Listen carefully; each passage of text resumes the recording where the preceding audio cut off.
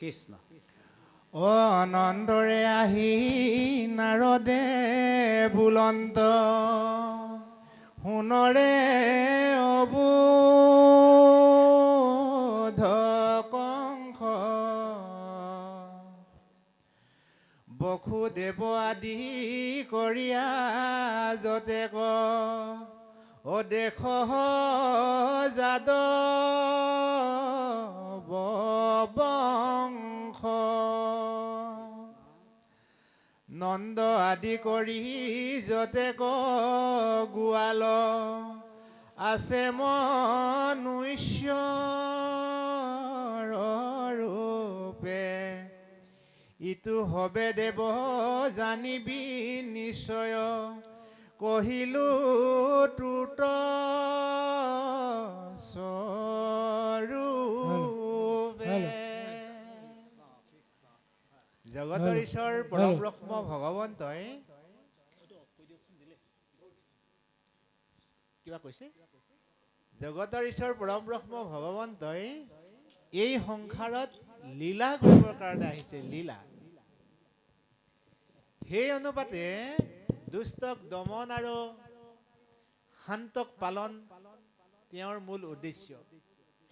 এতিয়া কংসক বধ কৰিবৰ কাৰণে পোনে পোনেই ঈশ্বৰে কৰিব পাৰিলেহেঁতেন, কিন্তু পোনে পোনেই যদি কংসক বধ কৰে ভগৱন্তৰ লীলা কৰা নহ'ব, লীলা। গতিকে তেখেতে বিভিন্ন কাই কৌশলেৰে কংসক বধ কৰাৰ আঁচনি ৰূপায়ণ কৰিছে। আৰু এই বাৰ্তাটো নাৰদ মুনিয়ে আহি কংসক বুজাইছেহি যে হে অবোধ কংস, তোক বধ কৰিবৰ কাৰণে জগতৰ ঈশ্বৰে এনেকুৱা জাল পেলাইছে, এনেকুৱা চক্ৰান্ত ৰচিছে। নন্দকে আদি কৰি যিমান গোৱালসকল আছে সকলো মনুষ্য ৰূপত দেৱতা হয়, তেওঁলোক দেৱতা। গতিকে তই সাৱধানে থাকিবি। কিন্তু এই নাৰদ মুনিয়ে এই বাৰ্তা কংসক দি নাৰদ মুনিয়ে কৃষ্ণক উপকাৰহে কৰিছে। এই কথাখিনি অলপ পাছত আমি উপলব্ধি কৰিব পাৰিম। আনহাতে আমি আন এটা কথা চাওঁচোন বাৰু।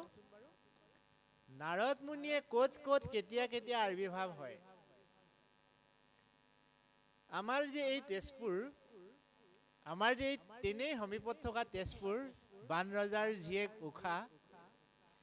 উষাই দেখা সপোন কোঁৱৰজনক স্বামী হিচাপে পাবলৈ যেতিয়া ব্যাকুল হৈ পৰিছিল, মনৰ কথাখিনিনো কাক কম এই বুলি ভাবি তেওঁ যেতিয়া নিজৰ বান্ধৱী চিত্ৰলেখাকে গোটেই কথাখিনি বৰ্ণনা দিলে, তেতিয়া চিত্ৰলেখাই প্ৰতিশ্ৰুতিবদ্ধ হ'ল যে সখী তুমি চিন্তা নকৰিবা, তোমাৰ সপোন কোঁৱৰজনক মই যেনেকে হ'লেও তোমালৈ আনি দিম, তুমি চিন্তা নকৰিবা। এটা দৃঢ়মনা মন লৈ দৃঢ় সংকল্প ল'লে চিত্ৰলেখাই উষাক স্বামীজন আনি দিম বুলি। কিন্তু বেচেৰি আনি দিয়ে কেনেকে? অসম ক'ত, সুদূৰ দ্বাৰকা ক'ত, সহজ কথা নহয়। কিন্তু প্ৰতিশ্ৰুতি চাওক, কথা দি কথা ৰাখিব লাগিব দেই। এই বিশ্ব ব্ৰহ্মাণ্ডত কথা দি কথা ৰখাটো এটা ধৰ্ম। যদি কথা দি কথা ৰাখিব পৰা নাযায় সি হৈ অধৰ্ম। কথা দি কথা ৰাখিব পাৰিব লাগে। সেইকাৰণে যাক তাক যি দি কথা দিব নালাগে। আমাৰ ল'ৰাবিলাকেও ছোৱালীবিলাকক যধে মধে ভাল পাওঁ বুলি ক'ব নাপায়। আৰু ছোৱালীবিলাকেও কিবা এটা মানে আৰু ভাল লাগিলে বুলিয়ে গিফ্ট এটা দিলে বুলিয়ে আৰু মই আৰু জীৱনদালৈকে বিয়া সোমাম বুলি সংকল্প ল'ব নালাগে। গতিকে সেই সংকল্প ল'বলৈ আমাৰ ঘৰখন আছে নহয়, ল'ৰাই হওক ছোৱালী হওক। আমি অভিভাৱকক চেৰাই কেতিয়াও কাম কৰিব নালাগে। এতিয়া মোৰ বিষয়টোলৈ আহিছোঁ। চিত্ৰলেখাই সংকল্প ল'লে যে মই উষাক তেওঁৰ বাবে তেওঁৰ সপোন কোঁৱৰজনক আনি দিম। এতিয়া চিত্ৰলেখাই উপায়ন্তৰ হৈ সপোন কোঁৱৰক বিচাৰি যেতিয়া গ'ল, মাছ বাটতে এজনে লগ দিলে, সেইজনৰ নামেই হৈছে নাৰদ। চক, ঈশ্বৰ কৃষ্ণৰ কৃপা হ'লে মানে বিশ্ব ব্ৰহ্মাণ্ডত একো দুৰ্লভ নাই, সকলো সুলভ। মূকং কৰতি ৱাচালং পংগুং লংঘয়তে গিৰিম ইয়াতে কৃপা তমহং বন্দে পৰমানন্দ মাধৱ। যদি পৰম ব্ৰহ্ম ভগৱন্তৰ কৃপা হয়, বোবায়ো কথা ক'ব পাৰে, পংগু পাহাৰ বগাব পাৰে। নিৰ্মল ভাৱ লৈ যদি মানুহে কাম কৰিবলৈ যায়, সেই কামত ভগৱন্তয়ো সহায় কৰে।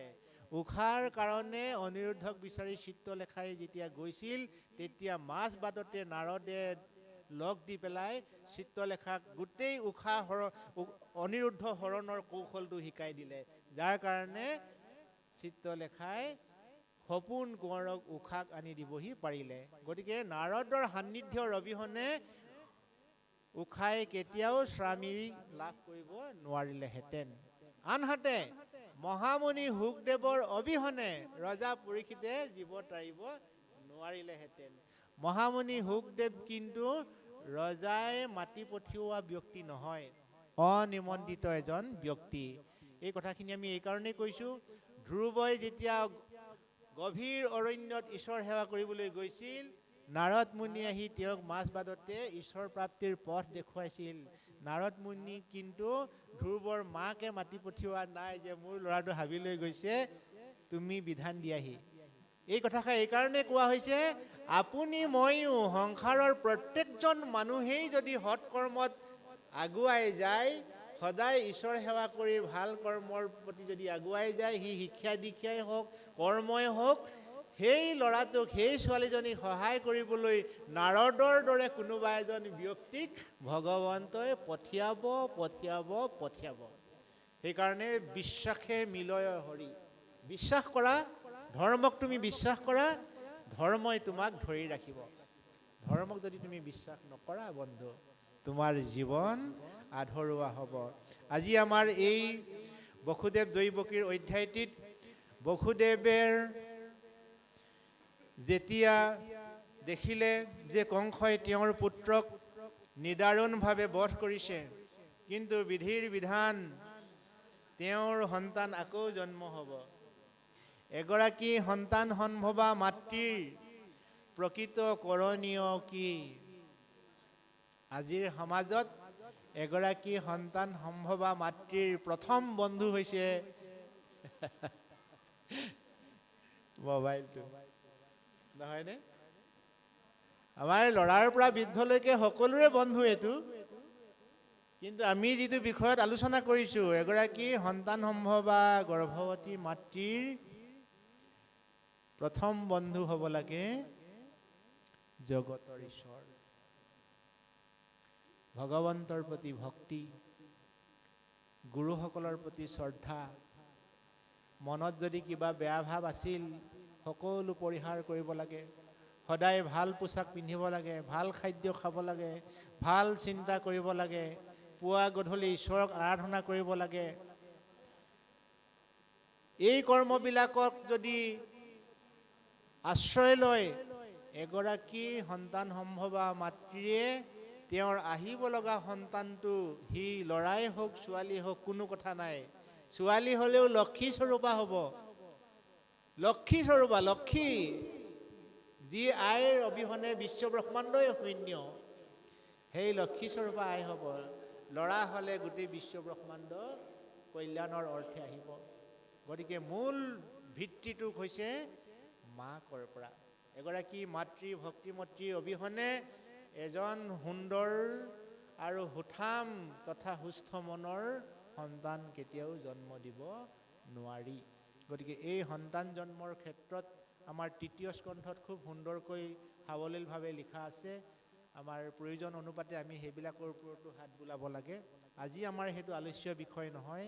আজি আমাৰ আলোচ্য বিষয় হৈছে যে ঈশ্বৰকে অহৰ্নিশে ভজনা কৰি থকা দৈৱকী মাতৃৰ যেতিয়া অন্তঃসত্ত্বা হ'ল, সেই দৈৱকী মাতৃক গোটেই দেৱগণে চাৰিওফালৰ পৰা ঘেৰি পেলাই সেৱা কৰিছে। আপুনি মন কৰক, আমি মনুষ্যই দেৱক সেৱা কৰাটো কিমান গ্ৰহণযোগ্য সেই কথাষাৰ ইয়াত বুজাইছে। দেৱতাই মনুষ্যক সেৱা কৰিব। বাপ আই মাতৃ হ'ল, আপোনাৰভাৱে মন কৰিব, আমি ইচ্ছা কৰিলে দেৱতাতকৈ উচ্চ আসনত আমি অধিষ্ঠিত হ'ব পাৰোঁ। উদাহৰণ দৈৱকী। আজি দৈৱকী আয়ে ঈশ্বৰক আৰাধনা কৰি থকাৰ কাৰণে দৈৱকী আইক গোটেই দেৱসকলে সেৱা কৰিছেহি, প্ৰণাম কৰিছেহি দেৱীসকলে। গতিকে আমি জীৱশ্ৰেষ্ঠ মানুহ দেৱতকৈ উৰ্ধত হয়নে নহয়? সেইকাৰণে এটা নিৰ্মল মন স্বচ্ছ ভাৱনাৰে ভগৱন্তক ভজনা কৰিলে চাৰিওফালৰ পৰা আমাক সহায় কৰে। আপুনি আগবাঢ়ি যাওক। জড়িত থাকে মূৰ ভক্ত উদাৰ চৰিত্ৰ, কীট পতংগকো আদি কৰয় প্ৰবৃত্ত। এজন ভকতে ইঠাইৰ পৰা সিঠাৰলৈ নাম গাই যেতিয়া যায়, ঈশ্বৰৰ নাম জপ কৰি যেতিয়া গৈ থাকে, তেওঁ পিছে পিছেহে দেৱ দেৱীসকল গৈ থাকে। জানোচা সান্নিধ্য পাম, জানোচা সংস্পৰ্শ পাম, জানোচা আপোনাৰ কৃপা পাম। গতিকে এজন ভকত বা এগৰাকী আই ঈশ্বৰৰ সাধক যদি হয়, সেই ভকতজন বা সেই আইগৰাকীৰ মুখৰ বাক্যবিলাক বজ্ৰধ্বনি হয়, বজ্ৰধ্বনি। এজন আই বা এগৰাকী আই বা এজন বাপে যদি ভগৱন্তৰ ভক্ত হয়, মই কথাষাৰ বাৰে বাৰে কৈছোঁ, ভৱিষ্যতলৈও ক'ম, মোৰ অনুজসকলৰ কাৰণে, জ্যেষ্ঠসকলৰ কাৰণে নহয়। সেই মুখৰ ধ্বনি বজ্ৰধ্বনি হয়, বজ্ৰধ্বনি। সেই মুখেৰে যদি কোৱা হয়, বোপাই দীৰ্ঘায়ু হোৱা, বোপাই সুস্বাস্থ্যৰ গৰাকী হোৱা, বোপাই গুণী জ্ঞানী হোৱা, কিন্তু সেই ব্যক্তিজনীয়ে যদি কেনেবাকে কয় জহন্নামে যা, সেই ব্যক্তিজনক যদি ক্ৰোধান্বিত কৰা হয়, সবংশে ধ্বংস হ'ব। কেতিয়াও গুণী জ্ঞানী মানুহক উপালম্ভ কৰিব নাপায়। উদাহৰণ যদুবংশ। যদুবংশৰ এজন পালি পঢ়িয়াই কেইজনমান ল'ৰাৰ লগত লগ লাগি গুৰুক উপালম্ভ কৰিছিল। গুৰুক উপালম্ভ কৰাৰ কাৰণে গুৰুৰ বজ্ৰধ্বনিত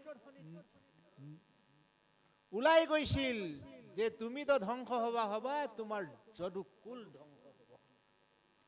সেইকাৰণে কোৱা হয়, সাধুৰ সন্তান যদি দুষ্টমতি হয়, সাধুৰ সন্তান যদি দুষ্টমতি হয়, পিতৃ মাতৃ মনে একো সুখ নাথাকে। আমি আমাৰ সন্তানসকলক, আমাৰ পৰিয়ালক আমি প্ৰথমতে সাধু কৰিব লাগিব, সাধু।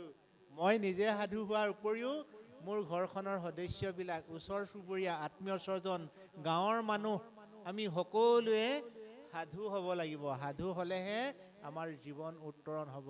যদি সাধু নহওঁ, ল'ৰাই পানী পেলালেও বুঢ়াই পিছলি পৰে। অৰ্থাৎ আমাৰ আত্মীয় স্বজন কোনোবা এজনে যদি ভুল কাম কৰে, তাৰ পৰিণাম আমি ভুগিব লাগিব। সেইকাৰণে আমি ভেটিটোৰ পৰা সবল কৰি তুলিব লাগিব। আমাৰ ফাউণ্ডেশ্যন আমাৰ ষ্ট্ৰং কৰিব লাগিব, তেতিয়াহে আমি ওপৰত চাৰ্টখন দিব পাৰিম।